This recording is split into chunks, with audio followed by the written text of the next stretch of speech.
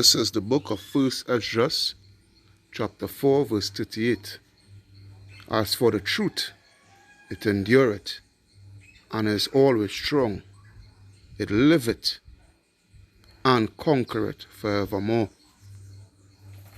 Shalom, shalom, shalom. This is your brother Kahan from the GMS Prophetic Vibration Campaign Trinidad with another video, another lesson through the power and spirit of Yahweh Ba'asham Yahweh Shai. So first and foremost, call Halayam La Alahayanawa Yahweh Bahasham Yahweh Shai Bahasham Rakaha Kodash Barakata Yahweh Barakata Yahweh Shai Barakata Yahweh Barakata Yahweh Shai Barakata Yahweh Barakata Yahweh Shai. Double honors unto the apostles and elders of Great Millstone that rule well. Peace, blessings, salutations unto the brothers who preaching and teaching this truth throughout the four corners of the earth, risking their lives and their freedoms to do so no more than ever. Shalom unto the speckled Israelites who may look like the other nations, but are Israel through their forefatherly lineage. And shalom unto the very few but faithful Akawats, which is the sisters. Yeah. So the name of this lesson, hope it be edifying. The name of this lesson is The Truth Liveth Forevermore. Alright, the truth liveth forevermore. Alright, and we are this here is all about the truth. You know, that's why we just be on the highways and the byways and on the unicorn, coming to you guys week in, week out, you know, to push this truth. Alright? The scripture talk about and truth that that is I think that is Psalms 82, I think, you know. Let me see, bear with me. Also, I'll have to go and research it up, look it up. I think it's Psalms 82. No, Psalms 82 and 5 is another one. Alright, just bear with me. I was glad I have this up here one time. Alright, truth shall spring. Alright. The Psalms 85 and 11. Alright, okay. The Psalms 85 and 11. Alright, so let's go across here. Psalms 85 and 11. It reads, Truth shall spring out of the earth, and righteousness shall look down from heaven. Yeah? And this is what is taking place in this time here now, you know, with the awakening of the children of Israel. Alright, the truth is springing forth out of the earth. Alright, and dismissing all the lies, all the disinformation and what have you that was spread, you know, and indoctrinated into our people over the years. And when I'm saying our people, I'm speaking about the nation of Israel, who are the so-called Negroes, Hispanics, Native American Indians, Caribs, Arawaks, Taínos, Mayans, Aztecas, you know, these people groups. But they are actually the children, the biological descendants of Israel. Alright, I'm going down more in it. It reads, verse 12, Yea, the Lord shall give that which is good, which is the truth. Alright, and our heritage. Alright, to who we truly are as a people. And our land shall yield her increase. Again, which is the truth. Because this thing is everything what we declare in here through the scriptures, you know, and through history and artifacts and all these things is all about the truth at the end and at the day. Alright? And the land shall yield her increase, which is the truth, which is our people waking up to the truth. Alright? The elect, you know, that is the increase there, the elect. Righteousness shall go before him. Because why? The truth is being restored back into our people. Alright? And shall set us in the way of his steps, which is us coming back to the laws, the statutes, the commandments, alright, of this truth. All right. So as you could see the beginning of the video clip that I had put forth there, all right, concerning Egyptology. Now that is a recently constructed, this thing here, yeah, a recently constructed Egyptian temple that is situated in Princestown, down in the southland of Trinidad. All right. Because again, I done a video earlier on last week or something like that, last week or last 2 weeks, if so much. All right. Concerning this very set temple, concerning our people following into this false doctrine, this doctrine of lies, this doctrine that has no profit, all right, which is Egyptology and what have you, you know, and because our people has swallowed the lie, the misconception that we are so-called Africans, in which we are not. All right, we are not.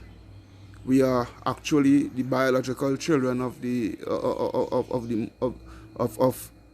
of Israel, you know, of the Most High God. The Most High God, whose name is Yahweh.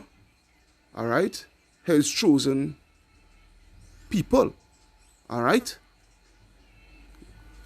Salakia. You know, so what I'm going to do a bit more reading out of a book. I have one or two little scriptures, not much scriptures. I'll have scriptures just to back up at certain points. You know, but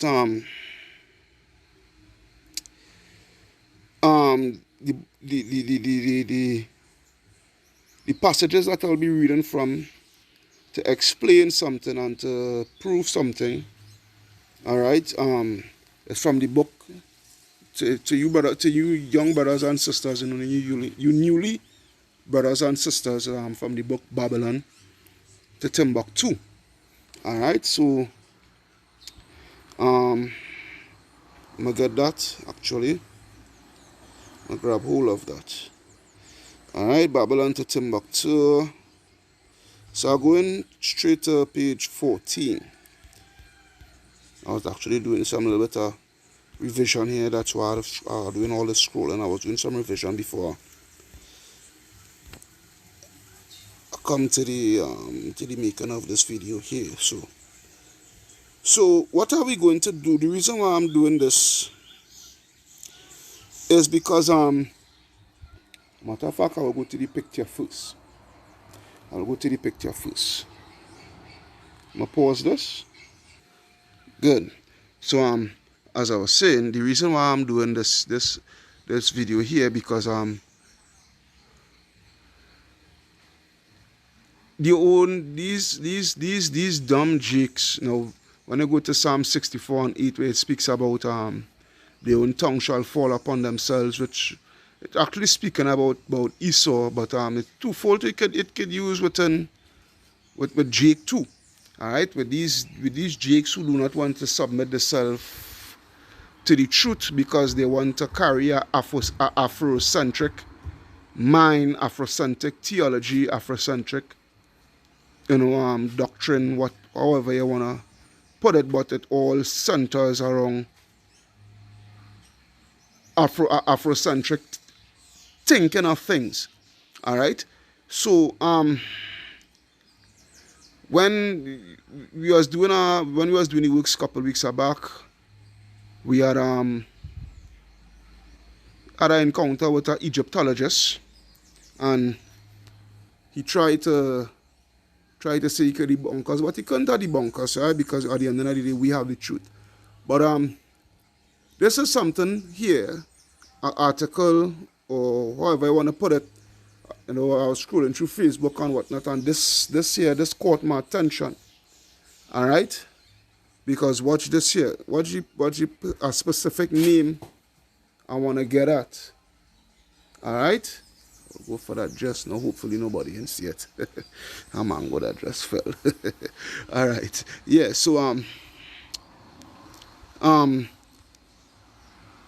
a particular name that you would not get in Afrocentric teachings, but you would only get it in the Bible.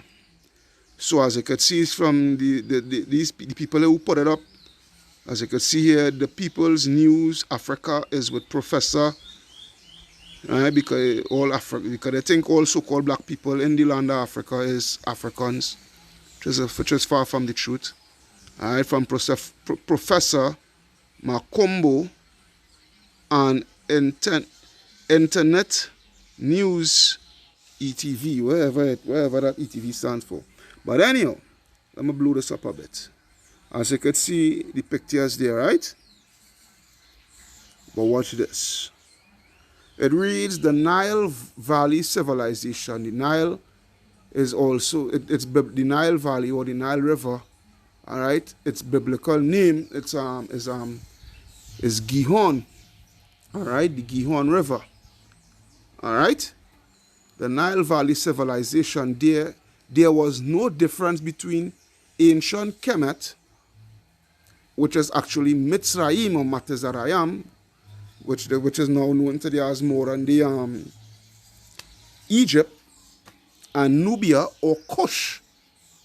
All right. Nubia or Kush, Sudan. These were all indigenous African people, all right, all indigenous African people occupying the Nile Valley from the Great Lakes in equatorial Africa to the Mediterranean Sea, which going all up to the Middle East. It is speaking about when it's speaking about the Mediterranean. Okay, so now this is the thing here. Yes, they were all indigenous, of course. All right? That's a fact. That is a fact, 1,000,000% factual. No lie within that. But what caught me is the word Kush. Now, where would you find the word Kush? All right? Let's see. Let's go to Genesis 10. And we will go at 6. Genesis 10 and 6. Now, Genesis 10 and 6, it reads, and the sons of Ham, Cush, which is the firstborn son of Ham. All right? And Mitzrayim and Put and Canaan. All right? These are the sons of Ham, Cush.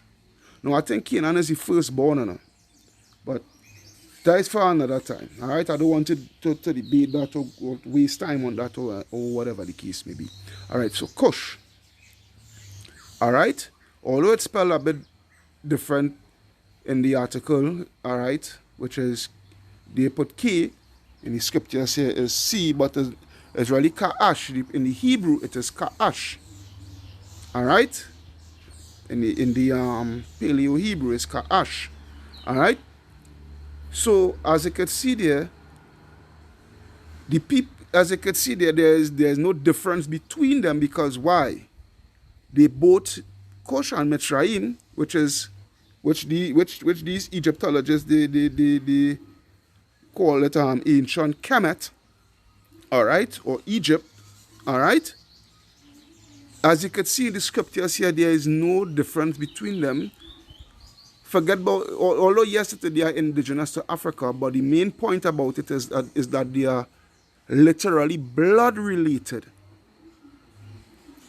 All right, they are literally blood related. Yeah? But the thing is, there's a difference. The children of Israel, who is dark-skinned just as them, all right, did not come from the lineage of Ham. All right? When I go, I wonder if I could get that in the thing here, boy. Bear with me. Okay, now I have this here. All right? Now, watch this. This is from the Zondervan's Compact Bible Dictionary. All right? It reads, Ham, the youngest son of Noah, born probably about 96 years before the flood, and one of 8 persons to live through the flood. He became the progenitor, all right, or the forefather of the dark races, all right, of the dark races, all right, but not the Negroes, not the Negroes, but the Egyptians, which is Mitzrayim, or these Egyptologists, as they say, Kemet, ancient Kemet, but it's actually Mitzrayim or Matazarayam in the Hebrew, Matazarayam, all right, the Ethiopians, which is Cush or Kaash, all right, Kaash in the Hebrew, the Libyans, which is Put or Pa'at, Pa'at in the Hebrew, and the Canaanites, all right. So now, out of that, that's why I love this truth, man. That's why I love this truth. All right. So we see in here, get this here, and now here, all right. The Nile Valley civilization, there was no difference between ancient Kemet, or right, ancient Kemet, which is Egypt, and Nubia or Kush, all right, or Kush, Kaash, or Sudan, all right. This were all indigenous African people, all right, occupying the Nile Valley from the Great Lakes in equatorial Africa to the Mediterranean Sea. Now, let's go to the book of Babylon to Timbuktu, where I was heading to earlier. All right, so let me see something. All right, this chapter, all right, this which is the first chapter, Ancient Black Civilization. All right, so what I'm trying to show is this here. Not all so-called black people is of the same. All right, we see for a fact that Ham, although he was the forefather of the so-called dark races, but we see that he's not the forefather of the Negroes, who is just as dark as Ham's descendants, who are the Africans. All right, which shows that the Negroes, they came from a totally different lineage, total different sperm line, bloodline. All right, so I'm going down to this paragraph here. All right, reading something here. It reads, Dr. Spicer, who was a professor at the University of Pennsylvania, said there is no basis for the detouring of the Gihon to Ethiopia. The Gihon, as I said, is now being called what? The Nile River. He meant the Ethiopia in Africa, because what you have to understand, there were two Ethiopias. The Ethiopia in Africa, along with the Ethiopia going up on the Mesopotamia, or you would say, or the Mediterranean, the Mediterranean, all right, because the first peoples of the so-called Middle East, places like Afghanistan, India, certain parts of India, Iraq, Iran, all right, coming all the way down to Lebanon, Syria, all right, Israel, all right, which was formerly known as the land of Canaan, Israel, all right. They were so-called Africans, and mainly Ethiopians, all right, that came out from the lineage of Cush, all right, and we will read to prove that, all right. So it reads, not to mention the Faison in various remote regions of the world. I agree with Dr. Spicer that we should not search for the Gihon in Africa nor the Faison in a remote area of the earth, but that we should search for the Faison and Gihon in the Tigris-Euphrates Valley. There were two Ethiopian nations in ancient times, Eastern Ethiopia and Western Ethiopia. This point Dr. Spazer failed to elucidate, possibly because of an oversight. You know, sometimes they doesn't want to stick to the truth. You know, when truth hit in them hard and they face the so-called white man, they tend to, you know, to twist and spread lies. But anyhow, there was an Ethiopian civilization in southern Mesopotamia, as I said earlier on, which is like Babylon, because ancient Babylon is modern day Iraq. Now, to prove, let's go back to the scripture. As I said, I'll be back and forth. All right, straight back again to Genesis 10 and 6. We go into Genesis 10 and 8 actually. No, let's go to 7. All right, Genesis 10, 7, and the sons of Cush, Sheba, and Havilah, and Shapta, and Raama, and Sapteka, and the sons of Rama, Sheba, and Dedan. And Cush begat Nimrod, and he began to be a mighty one in the earth, and he was a mighty hunter before the Lord, wherefore it is said, even as Nimrod the mighty hunter before the Lord. And the beginning of his kingdom was Babel, and Erech, and Akkad, and Calneh, and the land of Shinar. All right? When it go and do your research yourself, you would see that Shinar is located in ancient, which is modern day Iraq, in modern day Iraq. All right? So the early occupiers of Iraq, all right, they were what? They were Ethiopian so-called Africans. All right? That's why they say there's two. That's why he specifically say, rightfully so, 2 Ethiopias. So going back, all right?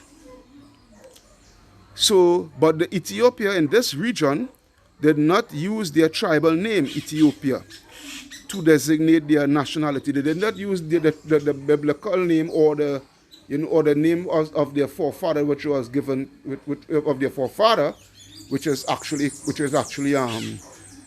Cush or even Nimrod. All right.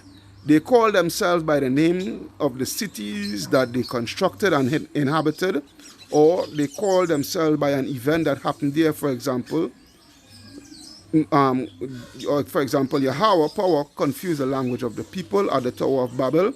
Babel means confusion in the Hebrew. This is why the Ethiopian tribes call themselves Babylonians, referring to the name of the city that they constructed. There are many nations that are not designated by their true nationality. For example, the white Australians. We don't want to go through all that, right? All right, so going down, the people who resided in the lower part of the Tigris-Euphrates Valley were Ethiopian. Black in complexion or dark in complexion. We read in Genesis 10 and 8 that Cush begat Nimrod, as I just read.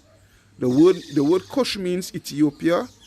No, the word Ethiopia actually means dark, but anyhow, all right, and Cush was the father of the Ethiopians. For the meaning of the word Cush, see Webster's New Collegiate Dictionary. All right, so Nimrod was a mighty Ethiopian conqueror, all right, because he came from the lineage of Cush.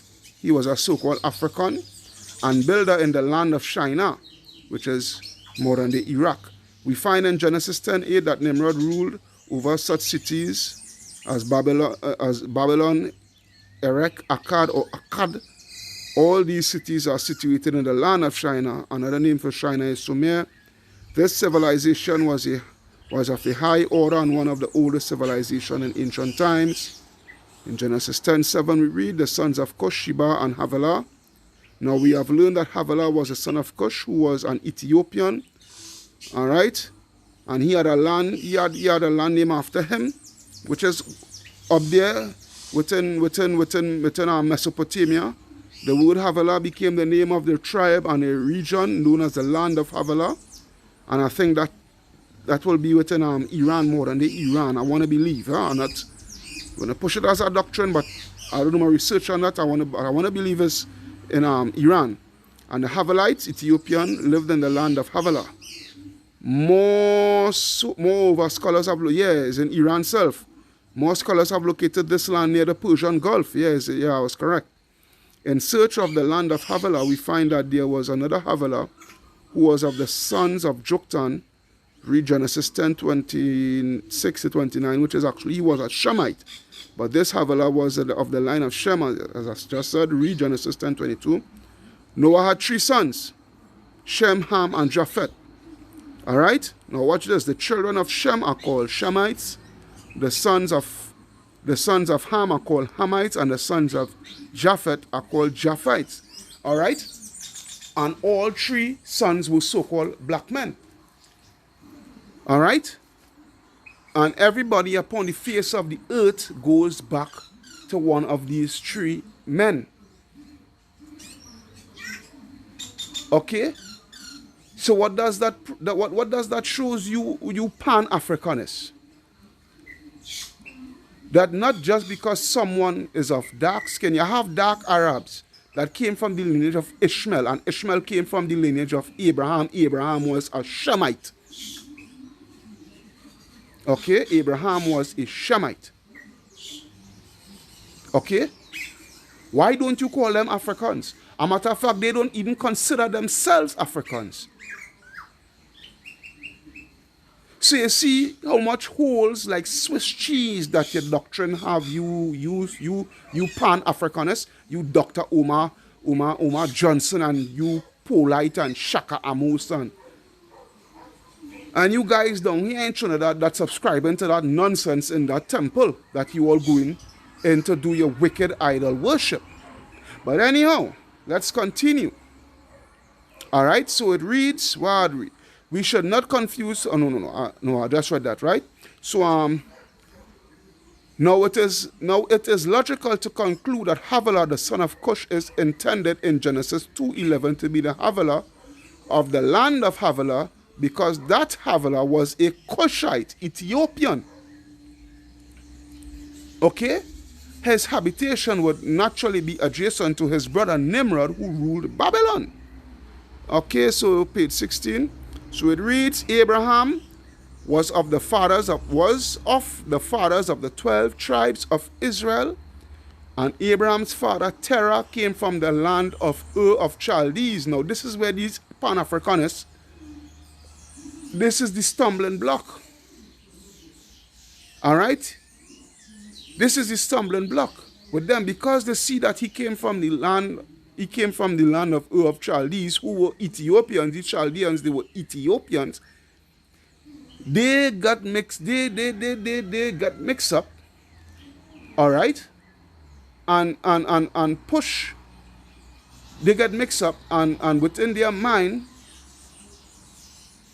push forth and consummate within their mind, consecrate within their mind that Abraham was an Ethiopian. No. Because as it reads here, let me see. Let's read and I will think some here. All right. And Abraham's father Terah came from the land of Ur of Chaldees, Genesis 11, 26 to 28. Let's get that. All right. Now, if you read here, let me read start from 10. Genesis 11:10. These are the generations of Shem. Shem was 100 years old and begot Arphaxad 2 years after the flood. And Shem lived after he begot Arphaxad 500 years and begot sons and daughters. And Arphaxad lived 530 years and begot Salah. And Arphaxad lived after he begot Salah 430 years and begot sons and daughters. And Salah lived 30 years and begot Eber, which Eber means Hebrew. And Salah lived after he begot Eber 403 years and begot sons and daughters. And Eber lived 430 years and begot Peleg. And Eber lived after he begot Peleg 430 years and begot sons and daughters. And Peleg lived 30 years and begot Reu. And Peleg lived after he begot Reu 209 years and begot sons and daughters. And Reu lived 230 years and begot Serug. And Reu lived after he begot Serug 207 years and begot sons and daughters. And Serug lived 30 years and begot Nahor. And Serug lived after he begot Nahor 200 years and begot sons and daughters, and Nahor lived 930 years and begot Terah. All right? And Nahor lived after he begot Terah, and he begot Terah 119 years and begot sons and daughters. And Terah lived 70 years and begot Abram, whose name was changed to Abraham. All right? Abram, Nahor, and Haran. All right? Now, the reason why they make sure and put all three, he had 3 sons, but they're showing here where the chosen lineage coming out of Shem from Arphaxad to Peleg, going straight down to Abraham. From Abraham was what? Abraham begot Ishmael and Isaac, but Isaac was the chosen seed. After Isaac was what? Jacob and Esau, but Jacob was the chosen seed. So you're seeing the facts here, the truth, that what? That despite the fact that they were dwelling amongst the Chaldeans in the land of Ur, they did not came from they were not of the lineage of the Chaldeans, who were of the lineage of Cush, who Cush was the lineage of Ham. Okay? Right? So I just prove. All right? Because it says the land of Ur of the Chaldees was located in the southern part of the Euphrates. The Chaldeans were of one of many Cushite tribes. All right? Cush means dark. All right? Ethiopia is a Greek word. All right? A Greek or Roman word which also means dark. All right? According to the Bible dictionary, this dictionary defines Cush, the name of the son of Ham. All right? Apparently the eldest and of the territory or territories occupied by what? By his descendants. The Cushites appear to have spread along tracts extended from the higher Nile, all right, which is in Africa, or the Gihon River, to the Euphrates and the Tigris River, which is going all the way up to Babylon. History affords many connections between Babylon, Arabia, and Ethiopia, all right, because they had taken over all up there, all right. There is more than adequate evidence that the ancient nations of Babylon, Akkadian, Sumer or Sumeria, the Chaldea, were inhabited by Cushite tribes, Ethiopians, Africans, which is truth, because the Bible validates it also. All right? On all sides of the Tigris and Euphrates, the Pison and the Gihon rivers mentioned in Genesis 2:11 and 13, wind and turn through the land of Havilah, somewhere near the Persian Gulf. Although it is difficult to identify these two rivers exactly, most likely the center of the Garden of Eden was the center of the Garden of Eden was Israel. But anyhow, this was the most fertile region in the Middle East. With its many canals and lakes, no wonder it was called the Garden of Eden. Yeah. But it is actually land of Israel. All right? It was so well watered. We ought to go through all that. All right? The modern names of the rivers that flow into the Tigris of the Euphrates are the Great Zab. We have to go through all that here. All right, so good. So now, I'm going to go over. I'm going to continue with a little more reading. I'm going to go to page 26. I'm going to go to page 26. Page 26. Page 26. All right. All right. This is chapter 3 actually, all right, Afro-Asian culture. All right, so let me see something here. I'll read a little bit on this, all right. So the Sumerians, Babylonians, and Ethiopians were so-called black people, all right. They were dark people, all right. They contributed much to the advancement of civilization, through us, through Abraham, our father. He taught them. They would go back to Genesis and read and all right, he taught them a lot. All right? Because they studied astrology, they were capable of formulating many principles of astronomy. These so-called black people were so sagacious and skillful that they were able to divide. No, not this. Let me see. All right. All right, so I'll go down to this paragraph here. The literature of the Babylonians is quite interesting. Long ago, these people wrote with a sharp instrument on clay tables. Thousands of these tablets have been found, and some of them disclose a popular work known as the Enuma Elish, or the creation epic. The story of how the world began derived from the Babylonians, which is a lie. All right. That is not true, but that is their version of things. All right.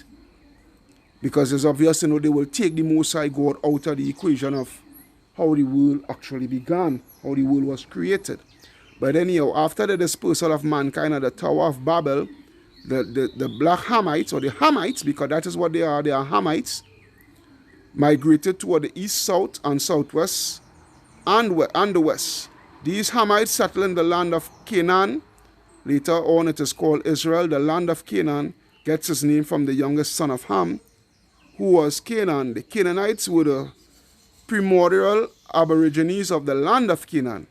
All right? These are Hamites. I'm speaking about here. We are reading about here. Another, all right, which was one of the sons of Ham. We may call them African because of their blood relationship. All right, go back to the same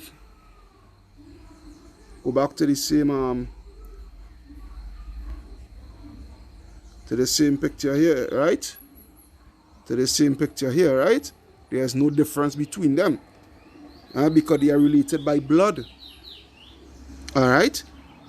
The picture on the right side, on the left side, Salakia, on the left side of your screen, as you would see that with the one with the long beard there, big nose, thick lip, yeah. One. Funny enough, that this statue actually survived of the atrocities of the so-called white man, because what they would do, they would literally chip off the nose and chip off the lips, but you're still seeing the nose and the lips intact.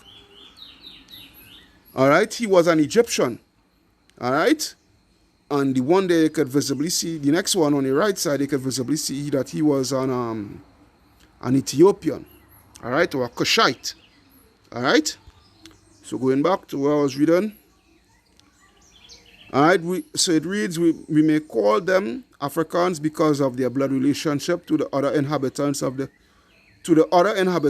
African continent. Why?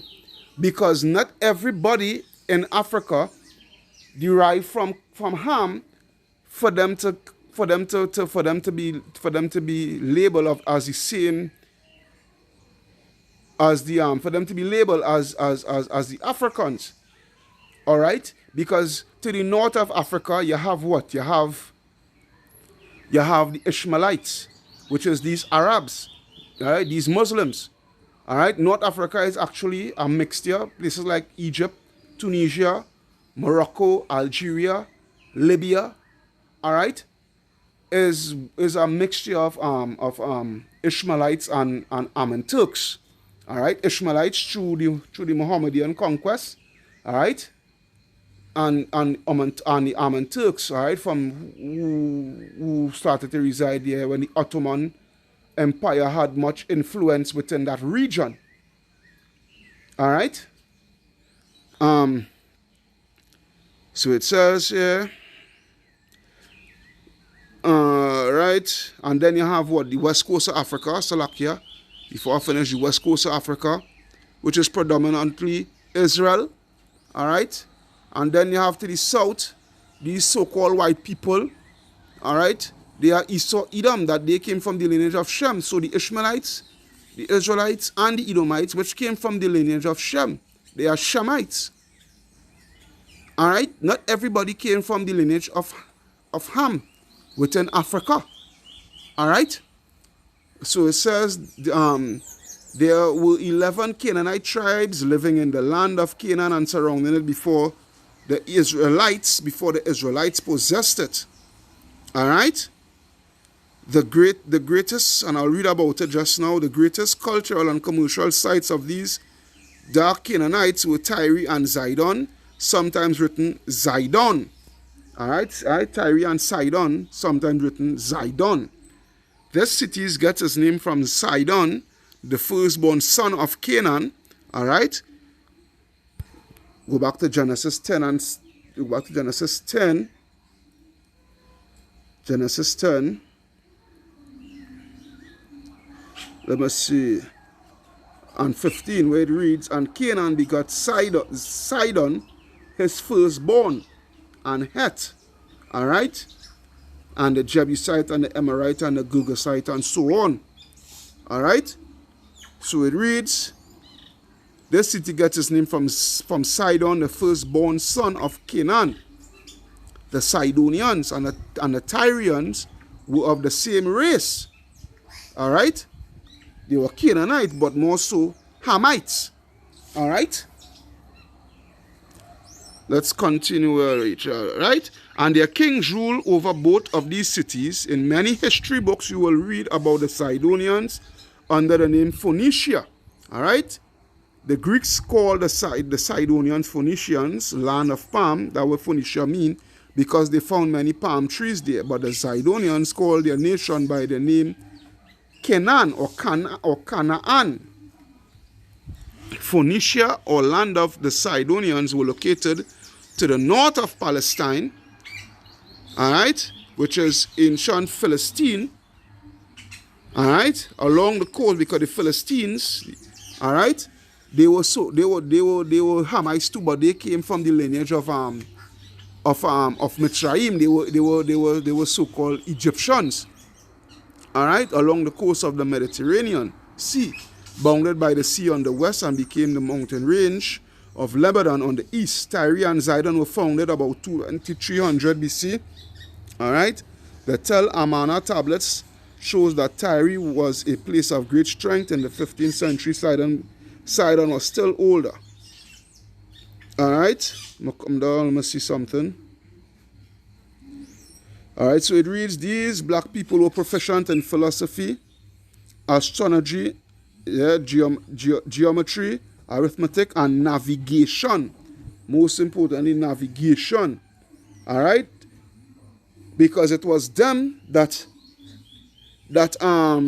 King Solomon had hired through by the way of King Hiram, who was the king at that time when King Solomon had lived.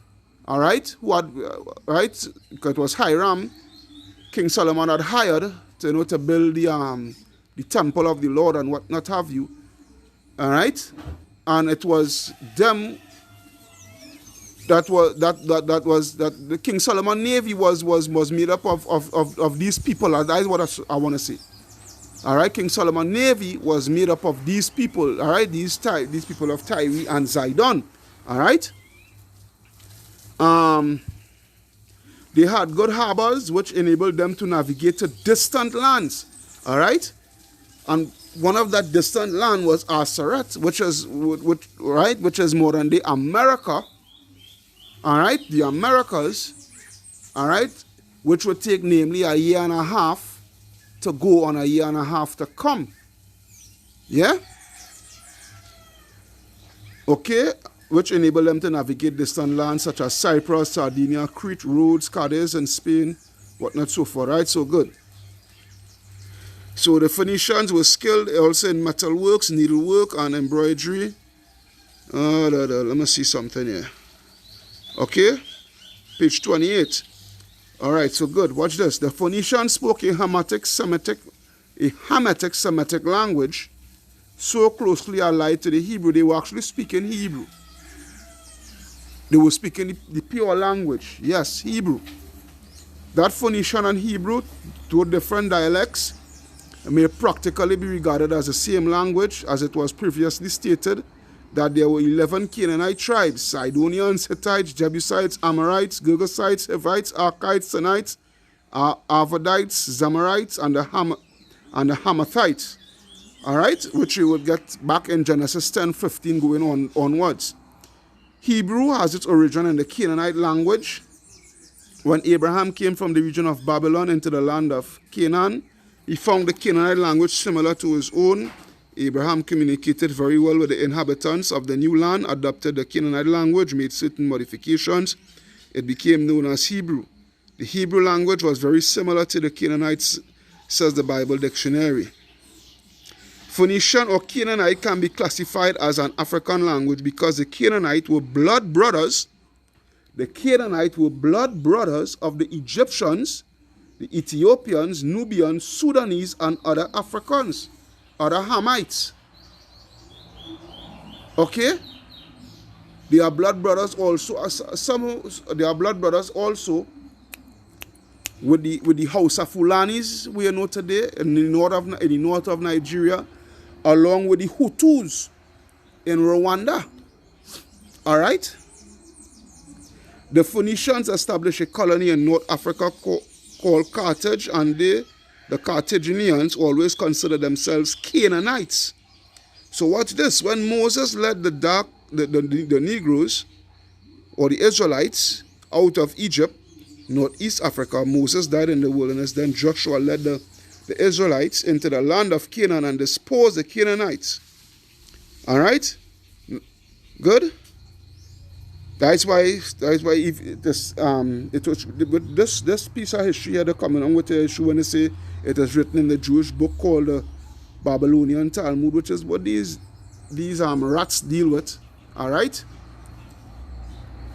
For when the Africans came to plead against the Jews before Alexander of Macedon, they said, Canaan belongs to us, as it is written, the land of Canaan with the coast thereof, and Canaan was the ancestor of these people ourselves. These Canaanites or Africans were driven out of the land of Canaan by Joshua about 332 BC. All right, Alexander conquered Palestine, as stated above. The Africans came to Alexander claiming that the land of Canaan belonged to them. The point that I want to elucidate is that these Canaanites considered themselves Africans. Consequently, we can correctly say that the Hebrew Canaanite language is one of the African languages. All right, but we're dealing with nationality here. So, right, so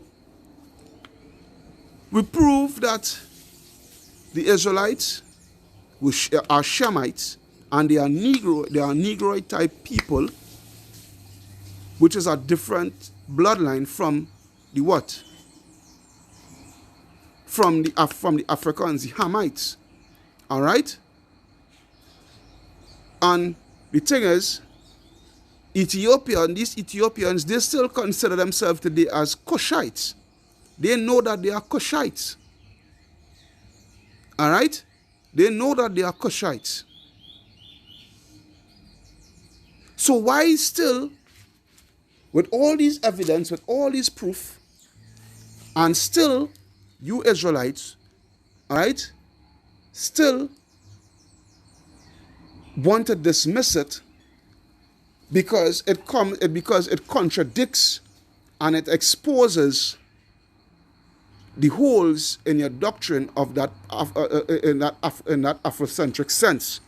All right, because when I go to Joshua, because what they are saying, what these Canaanites are saying here is truth. Because when I go to Joshua, when I go to the book of Joshua chapter 1, I will read from verse 1 to 7. Now after the death, Joshua 1 and 1, now after the death of Moses, the servant of the Lord, it came to pass that the Lord spake unto Joshua the son of Nun, Moses' minister, saying, Moses, my servant, is dead. Now therefore arise, go over this Jordan, thou and all this people, unto the land which I do give to them, even the children of Israel. What land is that? The land of Canaan. Every place that the sole of your feet shall tread upon, that I have given unto you, as I said unto Moses, from the wilderness and this Lebanon, even unto the great river, the river Euphrates, all the land of the Hittites, who is a descendant of what? Canaan, and unto the great sea toward the going down of the sun shall be your coast. There shall not any man be able to stand before thee all the days of thy life. As I was with Moses, so I will be with thee. I will not fail thee, nor forsake thee. Be strong and of a good courage, for unto this people shalt thou divide for an inheritance the land, which I swear unto their fathers to give them. Only be thou strong and very courageous, that thou mayest observe to do according to all the law with which Moses my servant commanded thee.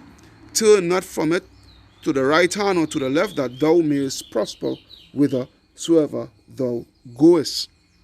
All right? Because the Lord had promised us this land, all right? He had given us this land along with laws, statutes, and commandments. And by us not following those very said laws, statutes, and commandments is where the curses befall upon us. And we fled, as you said, as you said, we will flee seven different ways, which did take place. And the land of Ham, which is now known as Africa, was one of those places. All right? Was one of those places. And from there is where you get your sub-Saharan slave trade and your transatlantic slave trade, 1500 years after 70 AD. All right? 1500 years after 70 AD. I think I will just do one more reading.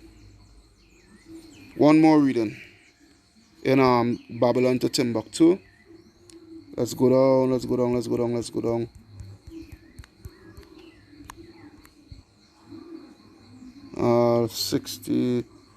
Page 63. Page 63. I won't do much. Come on, man. Page 63. All right. It reads,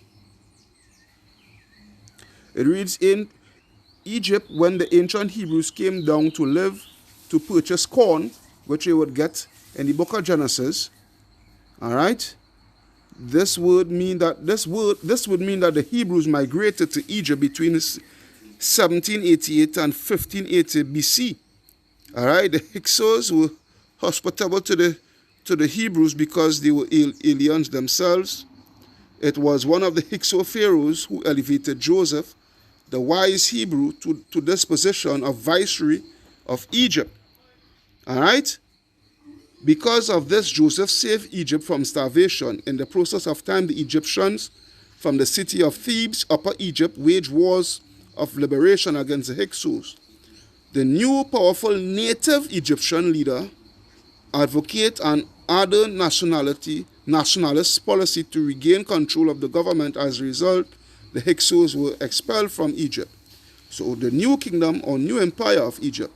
Now there arose up a new king over Egypt, which knew not Joseph. And he said unto this people, behold, the people of the children of Israel are more and mightier than we. All right, so you're seeing he posing a difference there. The people of the children of Israel. He never said the people of the children of the Egyptians or the Canaanites. All right?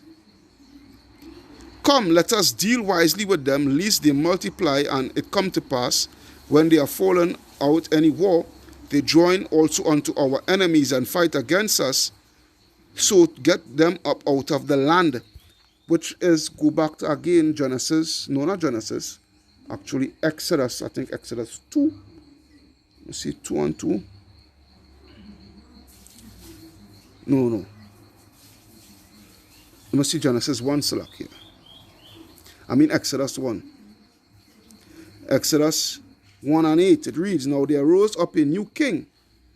I will start from 7. Now the children of Israel were fruitful and increased abundantly and multiplied and waxed exceedingly mighty, and the land was filled with them. Now there arose up a new king over Egypt, which knew not Joseph. And he said unto his people, behold, the people of the children of Israel are more and mightier than we. Come on, let us deal wisely with them, lest they multiply. And it come to pass that when there falleth out any war, they join also unto our enemies and fight against us, so get them out of the land. Therefore they did set over them taskmasters to afflict them with their burdens, and they built for Pharaoh treasure cities, Pithom and Ramses. All right, which was through what? Through slavery. So when you go back, all right, when you go back to this here, all right, Babylon to Timbuktu, it reads, much proof points to the fact that the new Pharaoh who ascended the throne of Amos the first, or Ames the first, king of the brilliant 18th dynasty, they give the time, they give the period, he re-established the government at Thebes, expelled the Hyksos, and instituted something like a fascist form of government. This government was an autocratic nationalist regime exercising regimentation of industry, rigid censorship, and forcible suppression of opposition. All right? That's why you know, he was ruling with an iron fist. All right? And when you read the history in the scriptures, you would see how such an iron fist he was ruling with. 400 years of slavery. The period of this nationalist dynasty marked a turning point in the fortunes of the Hebrews. All right? The Israelites. They were once well thought of by overthrowing the Hyksos kings. Now they lost. They were once well thought of by the overthrown Hyksos kings. Now they lost their favored status, and their previous contributions to the nation were ignored. Their freedom of movement was restricted. Male genocide was decreed, which you would read in Exodus 2:1 going on onwards. And gradually the Hebrews were reduced to slavery. All right? So going down, during the period that the Hebrews were slaves for Pharaoh, they built many of the megalithic structures. The Hebrews erected some pyramids, but Egyptologists would say, no, that never happened, when it is a historical fact that it did take place. But yet still you guys want to subscribe to your oppressors. See how stupid our people is? During the period that the Hebrews were slaves for Pharaoh, they built many of the megalithic structures. The Hebrews erected some pyramids. They dug a great many channels for the river. They built many walls for the cities and ramparts. They constructed the halls of Karnak and Thutmose. They built temples, pylons, hypostyle halls, and an obelisk. All right, for Amenhotep III, by the edict of Ramses II, they constructed at Thebes the temple of Ramesseum with its colossal statues of himself, and they built the treasure cities of Pithom and Ramses. All right? Yeah. But yet still you guys want to subscribe to these guys. Yeah? That's why, hey, let's go to the book of Baruch. Book of Baruch, chapter 2, 29. It reads, I will read from, I'll read 29 because for time's sake. And 30, Baruch 2 and 30, it reads, for I knew that they would not hear me, because it is a stiff-necked people. But in the land of their captivities they shall remember themselves, and they shall know that I am the Lord their power, for I give them an heart and ears to hear, and they shall praise me in the land of their captivities and think upon my name. Why would we do that? Last scripture. Go back to 2nd Esdras. 2nd Esdras 7 and 34. 2nd Esdras 7 and 34. But judgment only shall remain, truth shall stand, and faith shall wax strong. Hope you was edified through the power and spirit of Yahweh Ba'ashem Yahushai with this video. Kal halayam la alahayanawa Yahweh Ba'ashem Yahushai Ba'ashem Rakak with dash. Double honors unto the apostles and elders of great millstone that rule well. Peace, blessings, salutations unto the brothers who preaching and teaching the truth. Shalom unto the speckled bird Israelites, and shalom unto the very few but faithful Akwats. Your brother Kahan saying shalom and signing out. Hope you was edified. Shalom.